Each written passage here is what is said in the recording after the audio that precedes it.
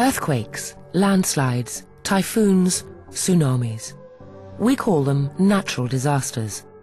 But the toll they take on the most vulnerable, especially children, is unnatural. The numbers of those killed, injured or made destitute by natural hazards is due mainly to a lack of preparedness, sometimes environmental mismanagement, and occasionally corruption. Children on the front line comes from the front line of disasters. We focus on young people who are taking it upon themselves to reduce the risks to themselves and to their communities. This week, Children on the Front Line travels to El Salvador. El Salvador is the smallest and most densely populated country in Central America. It is also one of the most disaster-prone in the world.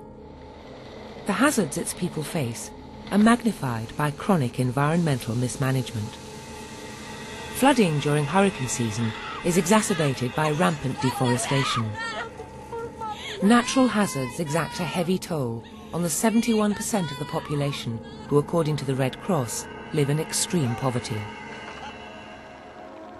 In this programme, we look at how, by combating the country's widespread environmental degradation, young people are protecting themselves and their communities from potential future disasters. Among these young people is a never-again attitude. They're forming groups to tackle the direct threats to life from floods and landslides, as well as the ever-present risk of disease from contaminated and mosquito-infested water. They're working with local government, community members and schools. Monica is a leading light of the group in her village of Las Granadillas. She works with younger children, organising and teaching them how to reduce the risk of disaster in their own village. Risk maps help the children identify the most vulnerable places in their area. Murals on the school walls teach children about the importance of protecting the environment. The community of Las Granadillas is very vulnerable because it is located in a mountain range. It's in a dip enclosed by mountains and steep slopes. In October 2005, Hurricane Stan battered the country and caused widespread flooding. A state of emergency was declared, and over 70,000 people were forced to flee their homes, according to the National Emergency Committee. 67 died in the floods that followed.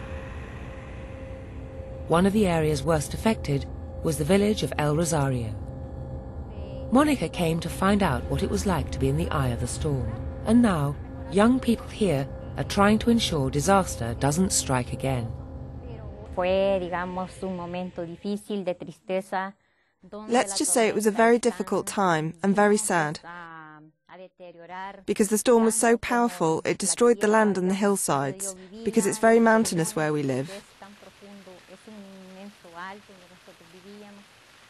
This storm really made us very afraid because the rain didn't stop. One thing about this particular spot is that when more rain came, the water collected in the town. Many things were destroyed and our little house was swept away.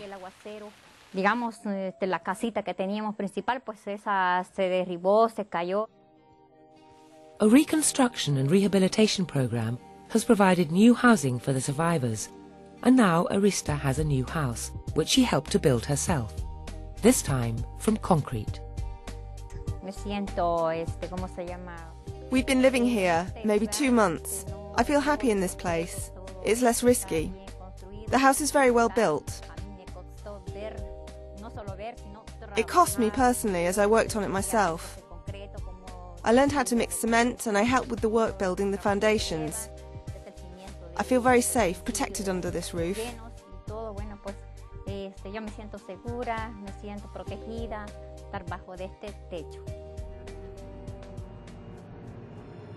In El Salvador, hurricanes are a seasonal event. Torrential rains dislodge the soils on exposed hillsides and lead to killer mudslides. This spiky grass, vetiver, is a lifesaver. Its deep tangle of roots can fix a denuded hillside. Myra is involved in the planting.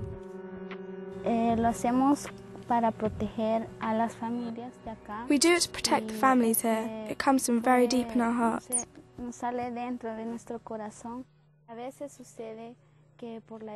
Sometimes the rain causes such severe erosion in our country that people lose their lives.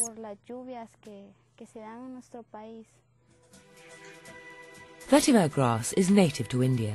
It grows easily, providing a quick fix for stabilizing slopes.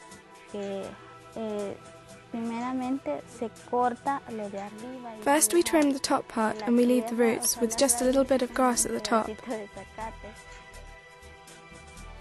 Then they use an A-frame to ensure that the grass is planted in a straight line. Vetiver grass grows a thick and impenetrable tangle of roots that plunge 3 meters into the ground. The roots lock the soil on erosion-prone slopes, preventing it from slipping away. How has the community responded? The families are very thankful about us coming here to help them.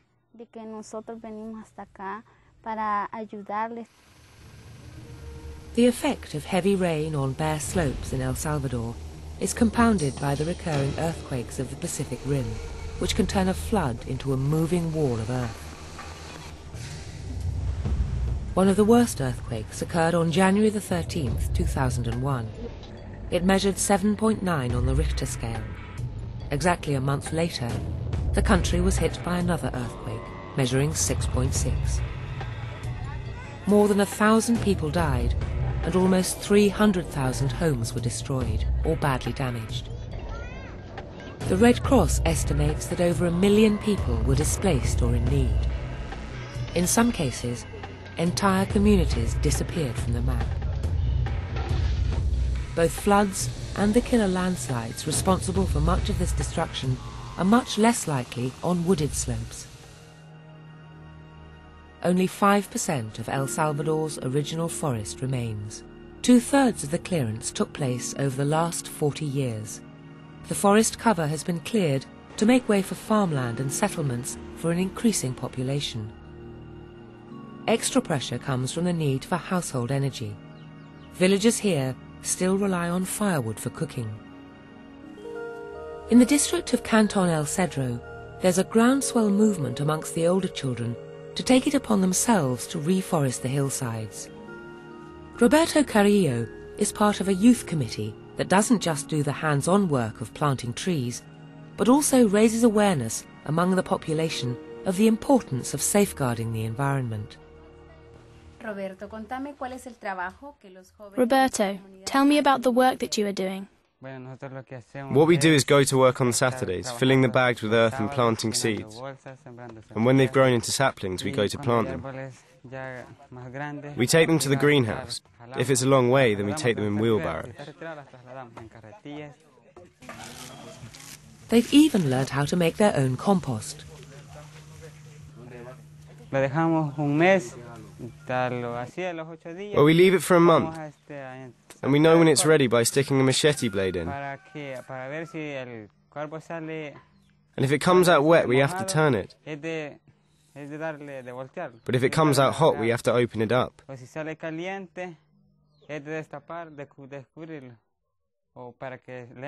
So the blade has to come out not too wet and not too hot.